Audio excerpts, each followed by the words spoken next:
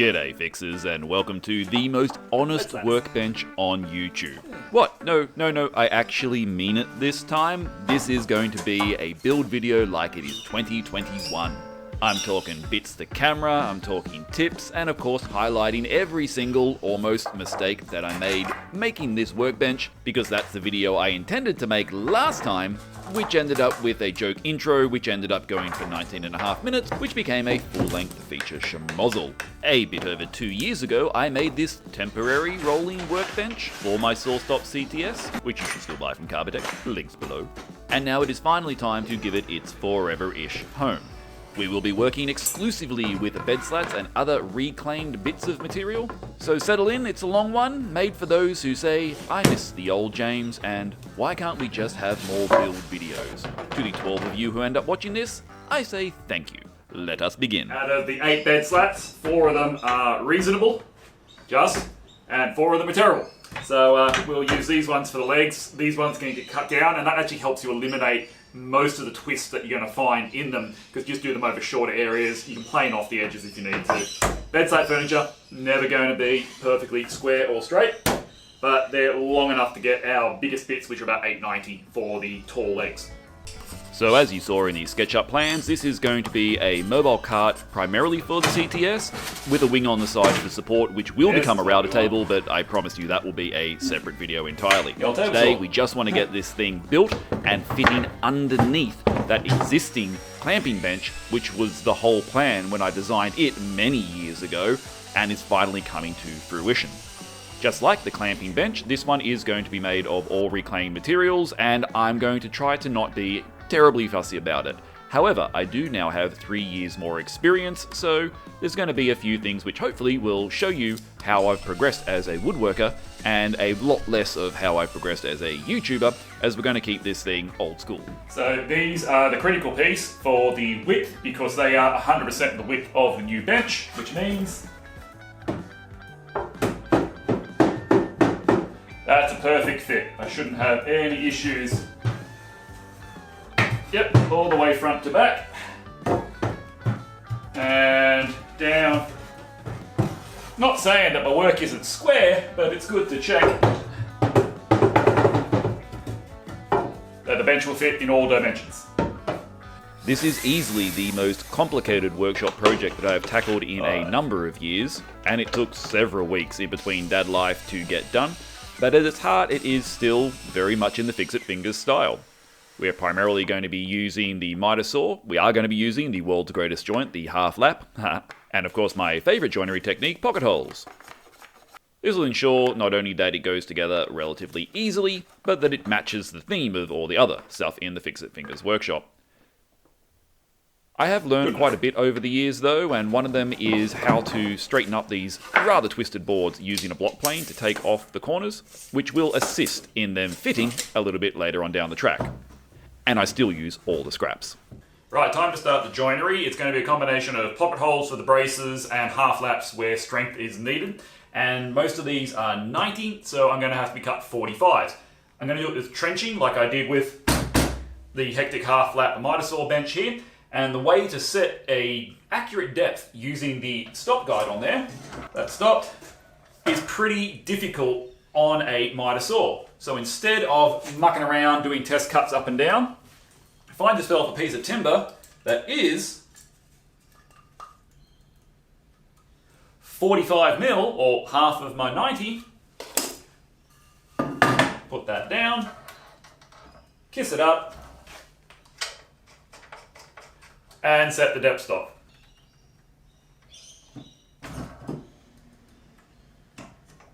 Just kissing. Beautiful. Now, all of them are just going to be the exact width of a piece of working stock. So, bring down our blade, whack in a piece of working stock, smash the stop block up against that, and tighten. So, now when we go to do that, that will be the exact depth, and we can just pull it out and chomp away. Ganging pieces up together like this is a great way to ensure that your half laps end up consistent. And of course you could do this on the table saw too, but with really long pieces like these main structural members, I do find the miter saw is a much better option, particularly if you have a small table saw and no side wing yet, like me. Hog it out, use your chisel to clean up the base, and remember, while this is going to come out pretty damn close, it doesn't need to be perfect. We're not making fine furniture. There's a tiny little discrepancy there, but we can fix all that up later. Your material's not perfect, your work won't be perfect, and if you can accept that, your life is a lot less stressful. It'll all work out in the end. That's pretty beautiful. So these are my short legs, these are the 4 long legs, and the 4 long legs are going to have a very long half lap in them. So what I need to do, and what the really important thing is to make sure that this height and this height is the same, or the shelf that sits on here won't be flat. So again, avoid measuring wherever you can, real world measurements. That is where I want my cut to be. Force that up against there, force the stop block up against there.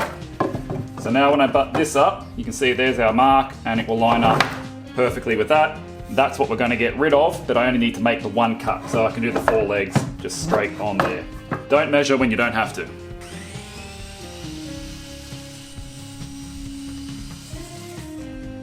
Just like before, we're going to use that same 45mm thick piece of stock to mark out the very long half lap cut. But there is a trick to doing this. Geez, that's good. Job site saw, perfectly 90. So we've got the blade up really high, and if we touch it, we can even test it. If you can see the flashing red light down there, that the SawStop is working, because I want as steep a cut as possible. There we go.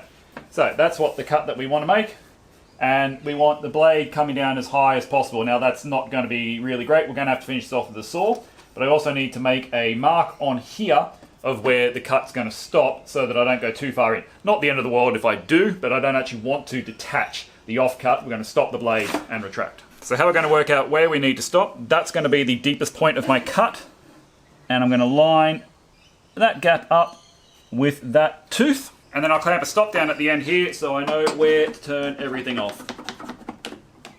So this is not going to detach, perfectly safe. No wood is going to be flying free. We hope.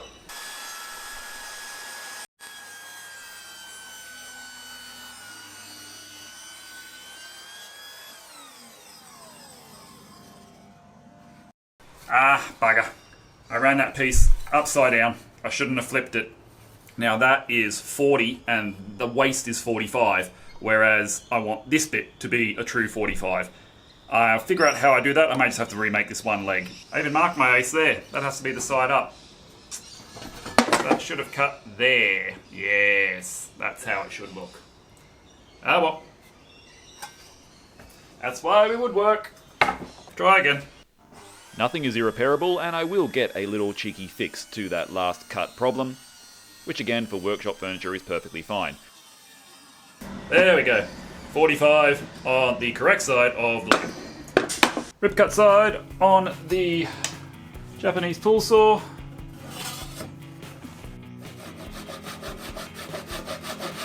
Now obviously the curve of my table saw is much greater than the curve of my fine Japanese pull saw, so we just use a chisel to clean up the rest of the cut.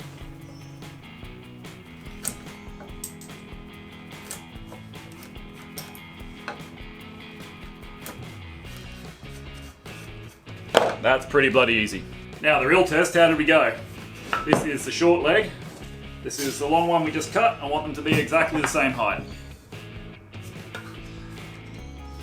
I'll take that. I can't feel the difference. Not bad for some rough cut woodworking. Sharp. This thing really is very good. I mean, you can't pound away on it for, fine joinery or anything, but one clamp, all my cutting needs, it does perfectly fine.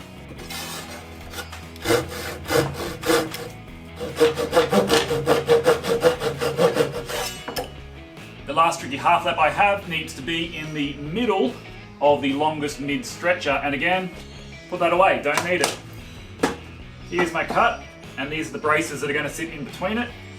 Doesn't matter which brace I grab, that's 550, that one's 515, could have been either. As long as that is flush, square up to there.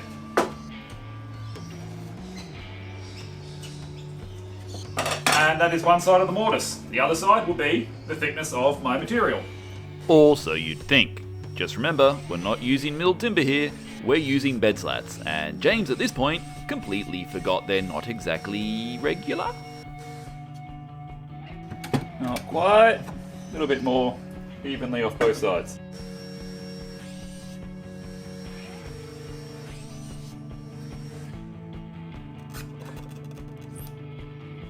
Bugger me. That's not a critical joint. Luckily, just needed clearance.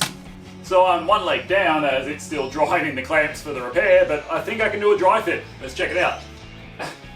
You know how I just said that was a bit loose? On this particular one, it's tight. I'm guessing the bed slats aren't all the same thickness. No shit, Sherlock. Persuasion. I'm not asking.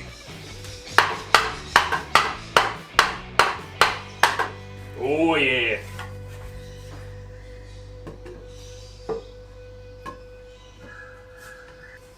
That one's better. There we go, first stage of the frame. The rest of it, apart from this, is just pocket holes. So we'll have all of the braces. This I've left off on purpose. Why I've done that, we'll see a little bit later on. But right now, for the half laps, I am bloody stoked. No glue, screwing it together so I can pull it apart if I need to. So this is not exactly what you would call conventional joinery, and that's okay. It's your workshop, do whatever makes you happy. This weird half lap serves perfect purpose. A couple of beefy long screws in there, and it's not coming apart. The important thing is that the weight is transferred into the solid leg through the wood, and the screws are literally just there to hold it together.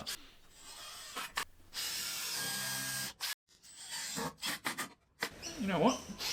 I'm just going to keep that. One screw. Bugger it.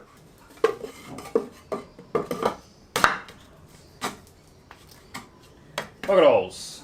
Next up, pocket holes. A quick aside before we jump onto the Kreg jig, you can see here I've just glued on another piece of wood, the full length of my leg that I cut too thin, and then trimmed it off like the others.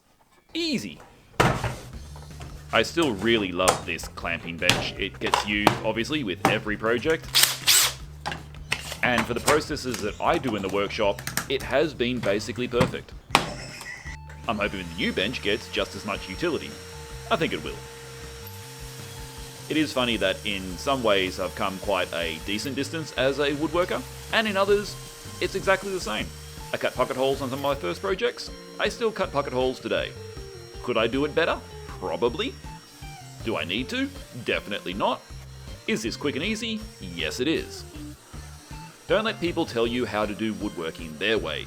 Do it the way that you enjoy. I like pocket holes. I'll keep on using them, especially for workshop furniture. Although you'd think after driving hundreds and hundreds of these things, I'd be a little bit better at control. That was some beautiful screwing there, James. Really classy stuff. I think I'm just out of workshop practice in general. I really have to give a massive shout out to my parents-in-law who have been with us for months and months now, looking after my daughter while my wife and I are at work. But also, when I'm not at work, there is no way I could be in the workshop and do anything at all if it wasn't for them. So, 谢谢外公, 谢谢外婆. You'll have to excuse my terrible Mandarin, but that is thank you grandmother, thank you grandfather. I also tried to keep baby off the camera, but this was just too cute an interaction not to leave in. You'll see her do some cameos in the background too, walking backwards and forwards. I'll have her in the workshop one day, when she's bigger. Time to install all of these braces, get things stiffened up and squared up. Look at that pint, nice and light. The weight will come later.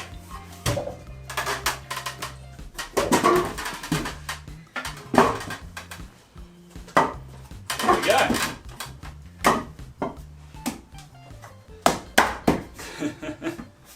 Oh, that's some terrible form. I do like to fancy myself as something of the hybrid woodworker these days with my lovely MTC tools. And despite being rough and ready, when it's this easy with a block plane and my bigger plane to clean up some slightly dodgy joinery, why not?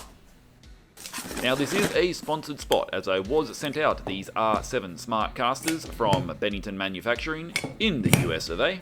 if you couldn't tell, on the proviso that I'd use them on an upcoming project, and these things are genuinely fantastic. I'm not being paid, I've just been given the casters to trial. Right, I've already installed the first two before I started filming, and I can honestly say, I have never been this excited about a set of wheels before. Here they are.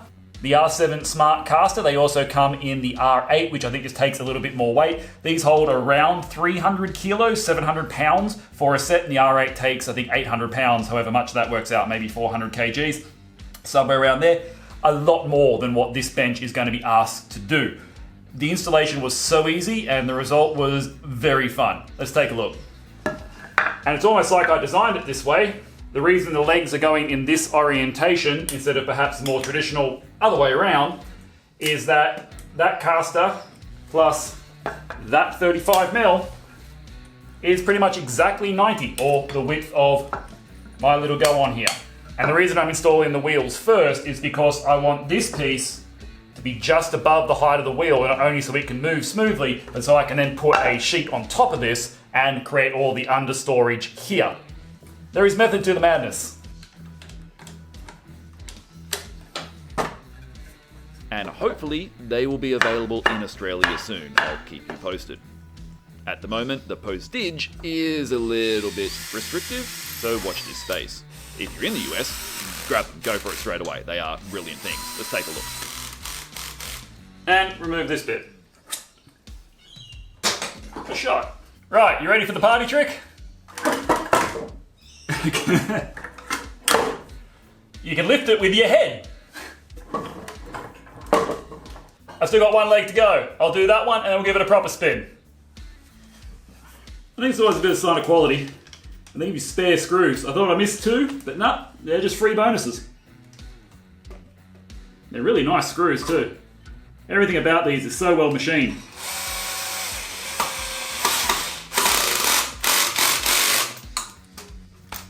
Lovely. Remove before use. There we go. 1, 2, 3, lift. One end. Two ends.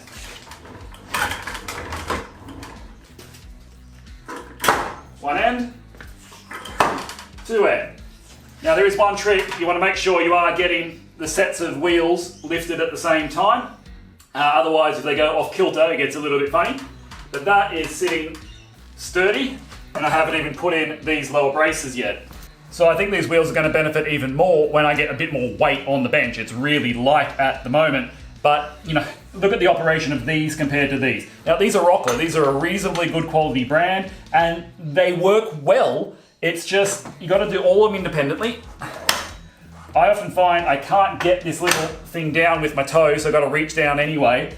And while they lift very nicely, it's also a very heavy drop, and most importantly is the real estate. They're coming out like 15-20 centimeters off the side, and you can't really reverse them easily because then I'd have to be reaching around in here to access the wheels. So what I love about these ones, the R7s, is that they're on the inside of the bench. Once I hide those away, you won't even know that they're there, and they take up zero space. So it's a compact little wheel, but it seems super strong, and for my application, I can't see myself using other casters unless in the next couple of months I find some massive issues with them. But do check them out. They don't have much of a social media presence. This is a sponsored part of the video. Thank you for listening, because I was supplied these from Bennington Manufacturing. Not paying me anything, just sent me out to have a geezer at them, and I think they're bloody brilliant.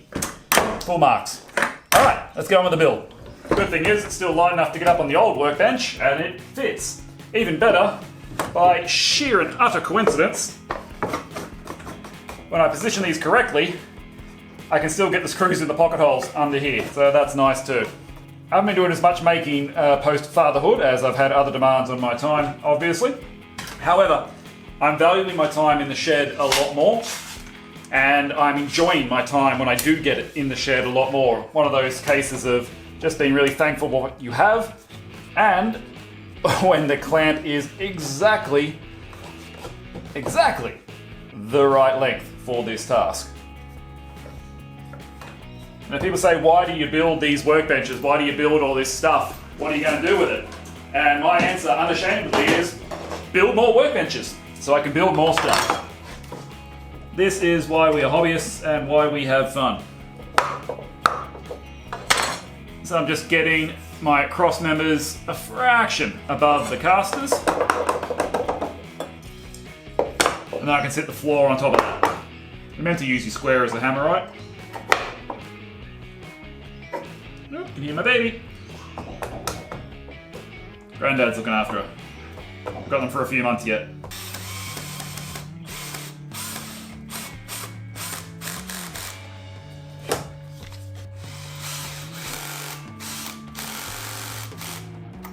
Really helps when you can eyeball it down and hold the driver in the correct position. Slips or less. One down, lots to go. Right, so once I've got the first one in, I've got a lot more to do. I all want them to be the same height, so rather than measuring and squaring, again, just cut myself 2 little blocks, exactly the same length, based off the height of that one. And then I can use those to square up the positions of the others, so they are all nice and even, with my little thwacker's help. My mate Jimmy gave me this, the Fake Maker. Go check him out. Interesting little channel, does a wide variety of things. It's a solid 3D printed hammer, and it was a bit of a joke, but honestly, I use this an awful lot more than my beautiful, hard, solid Vando's mallet, because this is a really good persuader, but I don't often need that much oomph. This little guy, for this little thing here, it's just lovely.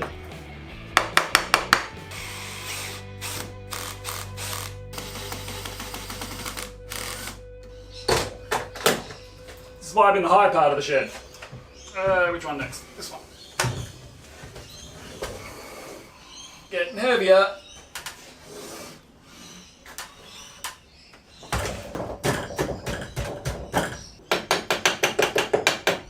Let's wing it with no clamps. Living pocket hole dangerously. Have you noticed on the Kreg videos, they rarely use clamps, they just drive the bin, the joint moves everywhere, and they go, yeah, that's good enough. Not that I'm any better. And of course that was the easiest one of the day. Maybe they do know what they're doing.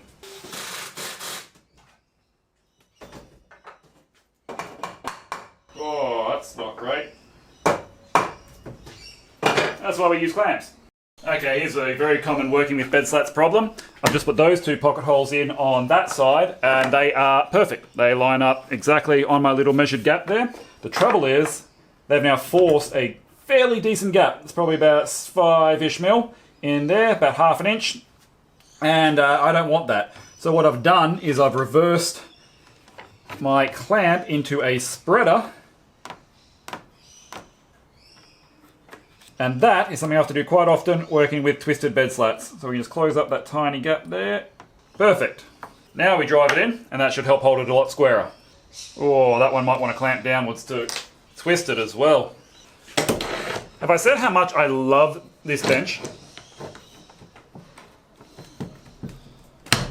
Ha!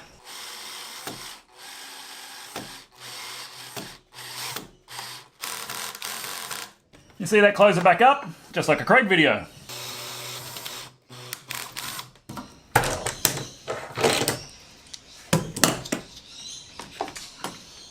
There you go. So pocket holes are very well suited to crap bended twisty bed slats. That's all I got to say about that.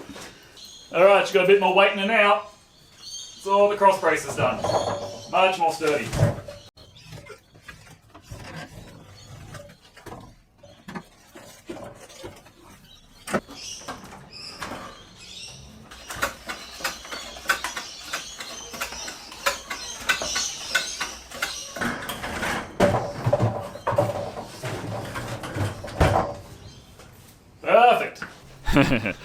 For now. Notice how there is a distinct lack of table saw on that bench. You know what's coming. Right, with the frame done, it's time to start getting on to some of the bench tops and storage. If you haven't got one of these big bits of EVA foam, then grab one.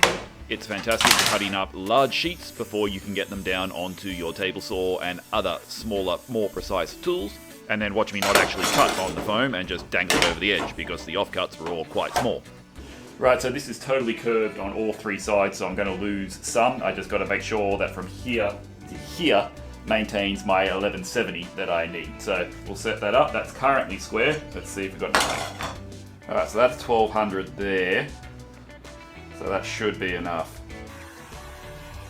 I don't know about you, but one of the things I most love about collecting scrap wood is using scrap wood. This form ply came from a caravan fitter outerer, hence why it's all curvy and stuff. And I've been on a bit of a mission lately to thin down the amount of crap I have in the workshop, but only really by using it rather than throwing it out and avoiding the temptation of collecting more. That's the hard part.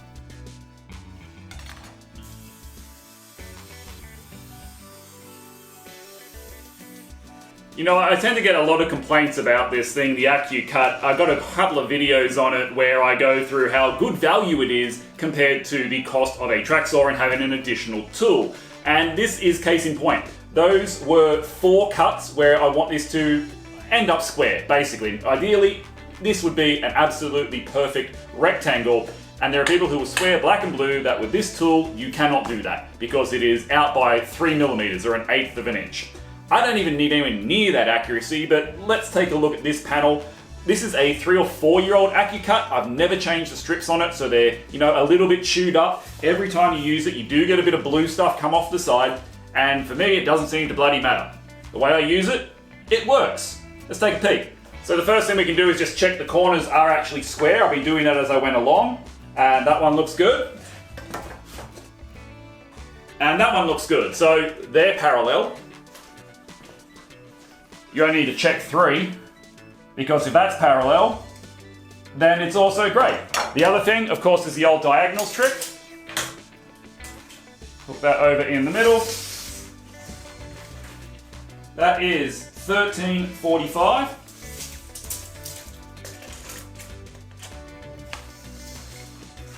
That is 1344 and a half.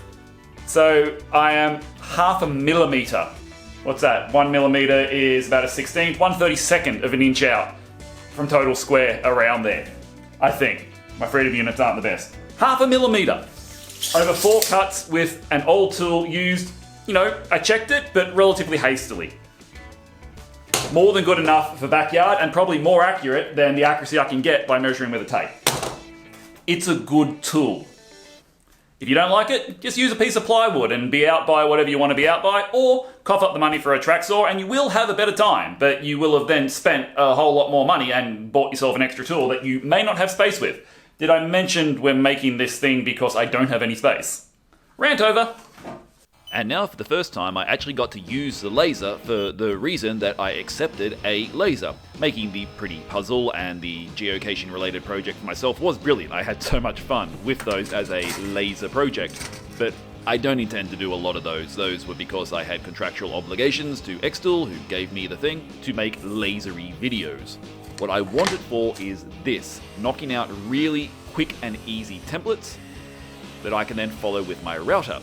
What I need to get better at is making those templates an appropriate size so I can clamp them down more easily, and also clamping them down better as I had a few little slips and slides. But in theory, this was really good practice, and again, this doesn't matter if it's not absolutely perfect. So it's a perfect project to practice template making on. I intend to do this a lot in the future. No, I have not forgotten about the promise of some Chinese joinery, and this is how I want to achieve that. It's just, as always, it's a time thing, and I need this workbench and the router table so that I can then go into some more proper joinery with laser templates in the future.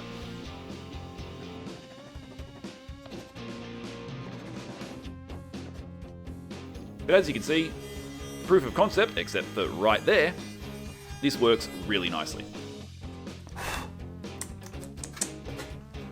Alright, this is straight off the chisel table. Let's see if it fits or if we need some more adjustment. Which side up do I want? This side, I think. Shouldn't matter.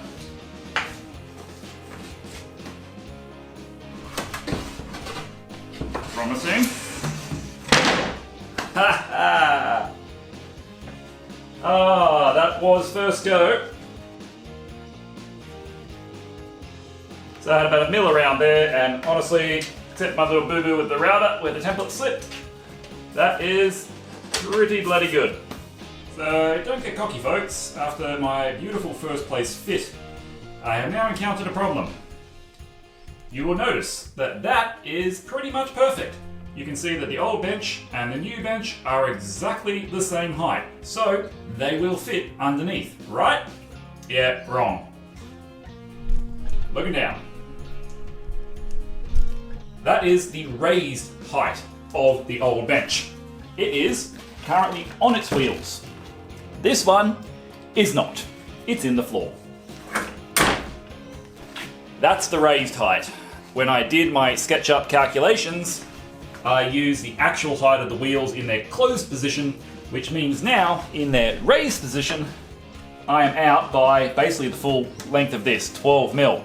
So I have to somehow either raise the wheels up 12 mil or lower this 12 mil. And I don't want to move the wheels because that involves a lot more work.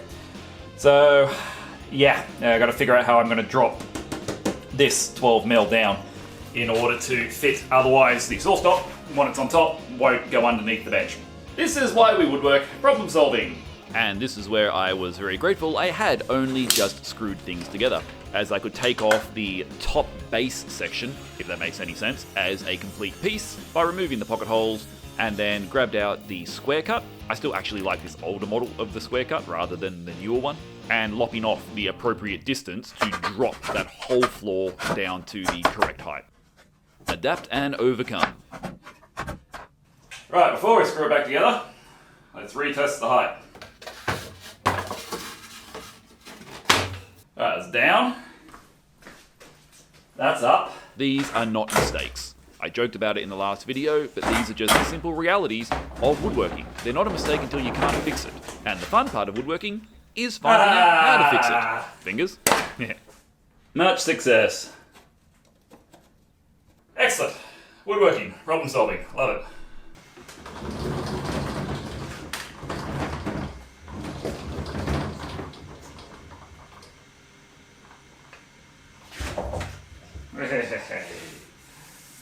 Yeah, did you notice how I put that in sideways and we've solved this problem absolutely perfectly? Look at that height. That height's just amazing. Height.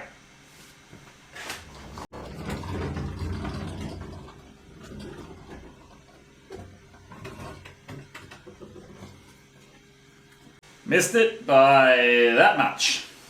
The gap from here to here is just too small. Just too small. Couple of millimeters again. I was trying to be too clever with my tolerances and we're stuck. And worse, I've got another problem. This one I didn't even think about. So the fence, of course, lives on here. I knew I wouldn't be able to store it here anymore. That's not the issue. It's got to have a new home underneath. And of course, most of the time, we're doing this. And that's all good. I can extend out as far as I want. Can you see my problem approaching? Yep. That is an issue. On both ends, here and here, I'm going to have to adjust this part, and even the tabletop needs to have an inclusion so that I can actually get the fence close up here. Okay, luckily this is going to be a lot easier than I thought. I've redesigned the plans so that I'm going to reinstall that piece in there at the same height as what this one ends up to be, and that way on both sides this moving rail will be able to slide past. So the only thing I need to do is chop this down just below that a little bit, and we should be happy days. More than that, I actually do have some space down the bottom, so that should allow me to shift this way and solve both problems at once. I knew I measured right, sort of.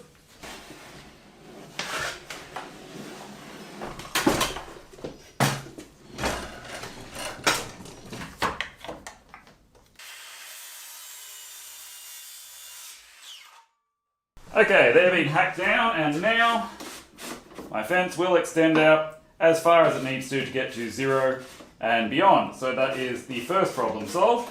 And then I'm just going to be able to adjust all of this. This is all non-critical over here, so I can bugger around with that as much as I want. Now, the more important thing, will she go under?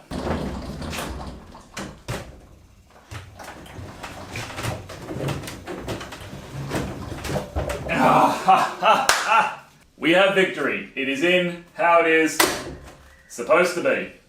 Okie dokie, the template is coming in handy again, this time for the floor of the storage. My strategy from this point forwards is to go from the ground up. I'm going to be building all of the storage out of melamine that, again, I have scabbed from handyman projects, from demolishing shelves. Work has donated a few bits and pieces of things we were throwing out. Gutter ply, gutter melamine, all of the good stuff, all of it free. None of it the right size. But you know what? I don't care.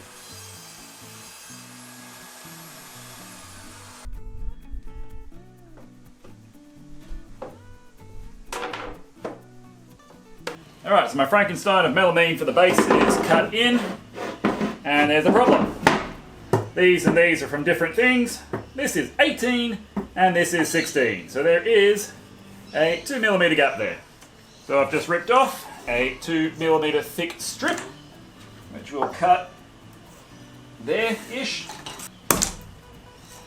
That'll do.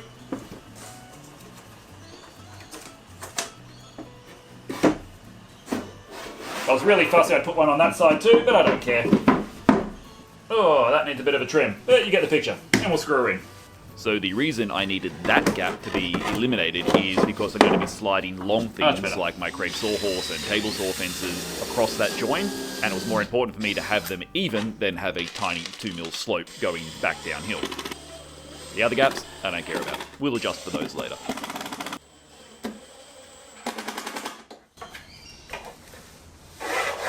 There we go, base done. Now we're getting some weight in here.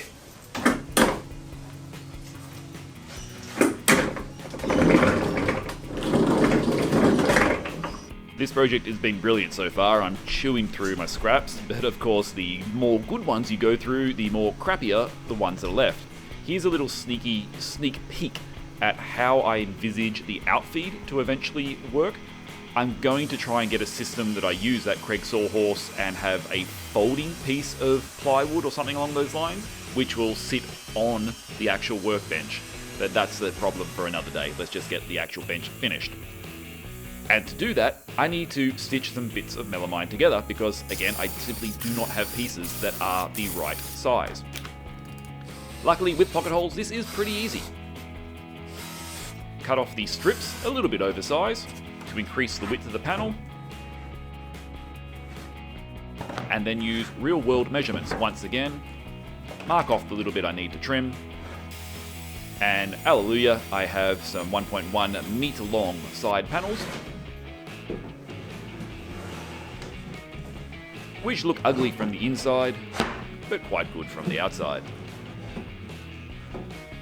And I wonder why I always have bruises on my hands.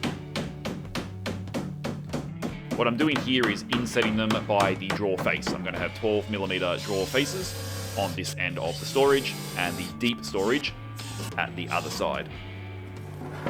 That won't have a door, it'll just be sliding in and out. Cut myself some little spaces to center up the divider, and they work quite well, while I slam in a whole bunch of pocket holes to hold it all together. I like this stage of the build. Things start to come together and actually look like a workbench, and you feel like you're having a lot more progress compared to the earlier bits where it's just a lot of milling and fussing about.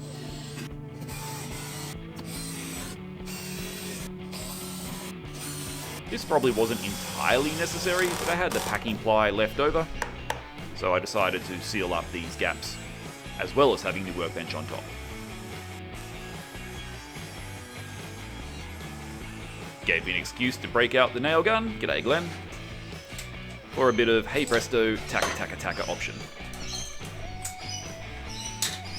An off-cut ruler allows me to know where that center divider is, and we put it all down.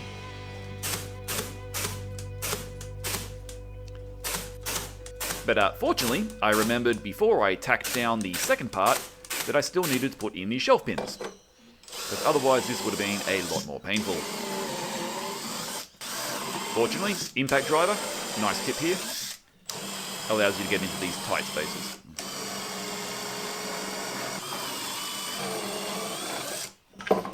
Oh, that makes life so easy. Good jig. And I made the joke about making these slides perfectly the right height, but honestly, I'm just using the shelf pin jig because it's the easiest way to join a shelf. When you don't need to adjust things, you don't need to drill more than one hole. As I like to do, I decided to hide my sticker and signature inside the workpiece, so when this inevitably gets broken apart sometime in the future, I'll hopefully have a very confused person who gives me one extra view on this YouTube channel.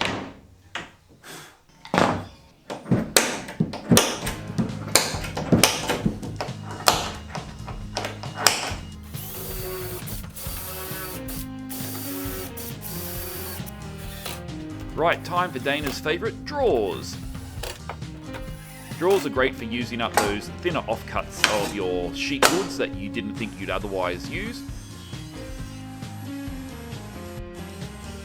And because I don't want to put any hardware on, I invested in push to open, push to close, push to open, drawer slides. This is my favourite way of making the drawers. Put the drawer slides in, put the two side walls in, and you can use that measurement to know what the fronts and backs should be.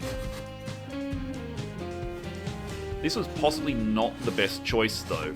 In a melamine drawer, typically you would use a melamine base and then pocket hole from underneath, and it just works brilliantly. I call that the Dave Stanton method. I put in a recessed base, which is actually the first time I've done this with the table saw, to use up some more thin ply and increase the depth of my drawer. But melamine is simply not the best material, and I was, again, a little bit too tight on my tolerances, meaning I didn't leave enough support material at the bottom of that dado to hold the drawer as strongly as it could be. It shouldn't be an issue, but you'll see in a second where I nearly came unstuck. I think this is the first time I've used the MTC router plane. It does a lovely job of cleaning up the bottom of those dados.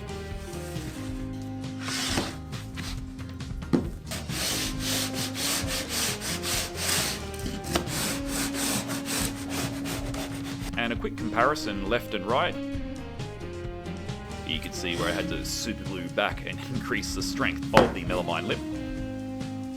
But back to the router plane, yeah, that's why I got it, for doing exactly this. I don't have a flat tooth grind blade on the table saw, and I can tell you that piece of plywood was not going in before I cleaned it up, and it worked really, really easily, even on the shitty melamine. At the end of the day, we had some drawer boxes, and I was very happy with them.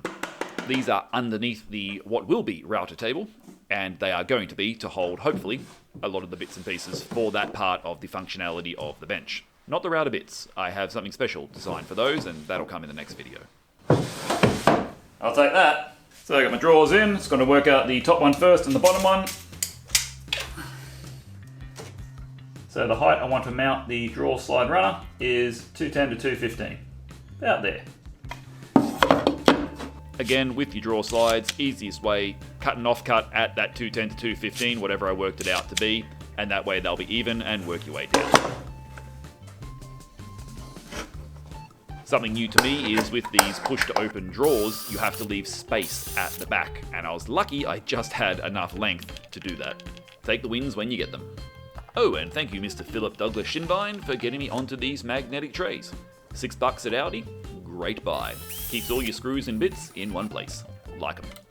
They were still quite tricky to install. They did take quite a bit of flapping around, and that I don't show here. It's just boring adjustments, but luckily use the screw holes in the side of those runners that will give you the adjustment you need, and you'll get them working well eventually. The other reason I chose to go with the push-to-open drawer slides is when they are closed, they are locked, and as this bench is going to have to roll around a lot, traditional drawer slides would probably fly open as it bumps and bashes, and I didn't want that. They're a bit more expensive, but in this case, they were worth it. When I say I want to use up all the scraps, I want to use up all the scraps. I didn't have enough 12mm MDF left over, would you believe? So I had to glue some 6mm bits together to make the second drawer front.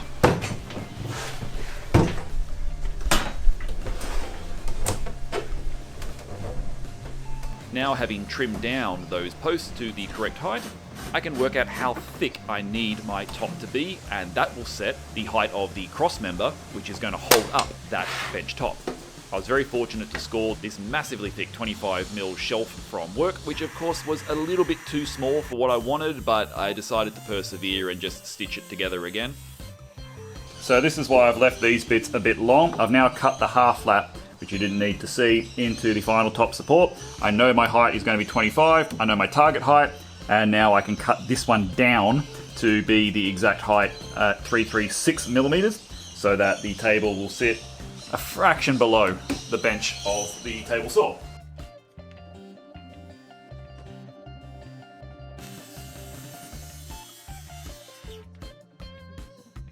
Now if I've done everything right, that should be 360 to 361, preferably. Perfect. He says now, when we get the full top on, we'll see if it's still perfect. Glad I held onto those offcuts. I reinstalled them to make it look like a solid post again, to sit the back cross brace. And now I had shorter pieces. I could finally use the table saw and the miter gauge, dodgy as it is, to do my first table saw cut, well, not quite half laps, but lap joints.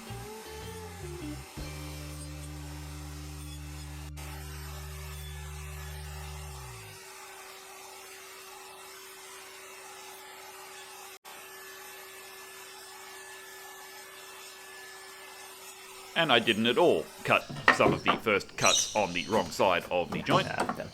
But luckily I caught it early enough, it didn't matter. You meant to use your drill as a hammer too, right? So all the weight from the router table is going through the forward and back lap joints, so I could just whack in these pocket holes. They were there for some structure and stability, not for weight bearing.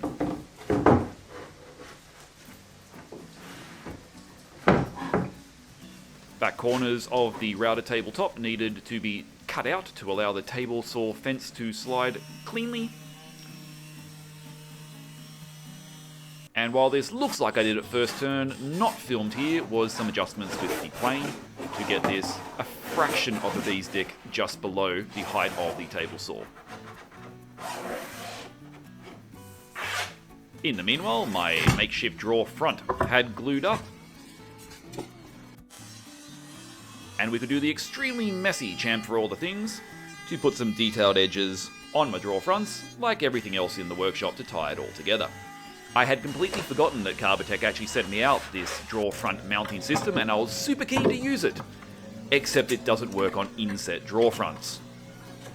But it did come with a couple of shims, which were very handy in getting these things in the correct position. Better than playing cards.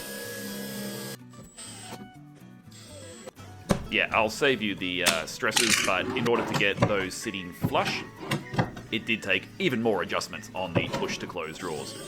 Push to close, did it again. Push to open. So I really, really needed these sitting flush or even slightly in from the edge because of, you know, my width issues. I didn't want these drawer fronts catching on the side of the clamping bench as I tried to roll it in.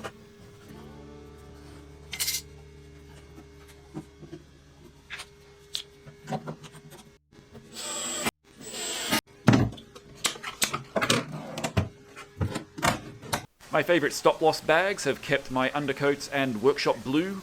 That paint is honestly 4-5 years old now, maybe more. Yep, this stuff here. But the stop-loss bag keeps it great. And just like a really old Fixit Fingers video, we've got even more Kreg Gear. Those painter's blocks are quite nice. I have very much appreciated the support that Carbotech giving me Kreg stuff over the years has provided to the workshop. Look, most of it is great, and I do love it, and I think it is good value for what it is, even if it's not as cheap as, you know, using something free.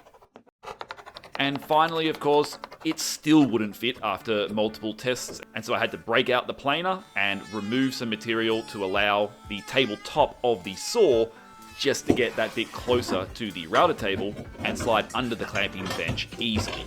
Easily-ish, anyway. Finally, on my old bench, I had a few scares because I never actually secured the CTS to that temporary stand. And sometimes pushing wood through, you would have an oh crap moment when you nearly push the table saw off the table. To stop that from happening again, I've got some of this metal strapping and some rubber underlay to hold it down nicely. That ain't going anywhere, as the saying goes. Quickly installing my nicely glossed over in a clear coat drawer fronts. And we're pretty much done the main construction of this bench. I'm not going to lie and say this was the first test fit because, of course, it wasn't. But it was the first after I put on those drawer fronts.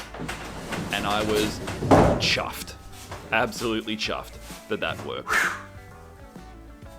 However, Yes. there's still one big challenge which, honestly, I had not tested. And it should work in theory, but is rather important. Because if I cannot get my car into the garage, then all of this has been in vain. I live in apartments, I have no other parking option, the vehicle must fit with this new workbench in place. But before we do that, here is how I intend to use it. Those R7 wheels, honestly, I know I was given them, but they are the duck's nuts. They're really, really great. Do check them out. Thank you to Bennington once again, because they've allowed me to make full use of the width of this bench. And it can hide away very nicely where it should be. You can see my little storage off to the side for the fences and for that Kreg track horse, which I'll use for outfeed eventually. And it slides in and out very, very well. The lesson here is don't be so tight on your tolerances. I made my life unnecessarily difficult by trying to fill 100% of that gap, whereas if I'd made it 95%, it would have been just fine. And finally, the real benefit of being a tight-ass one-car garage woodworker is I'm not allowed to get fat, or I'll never be able to get out of this car. But for now,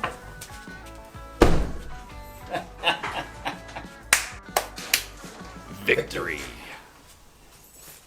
Cheers all, catch you in the next one.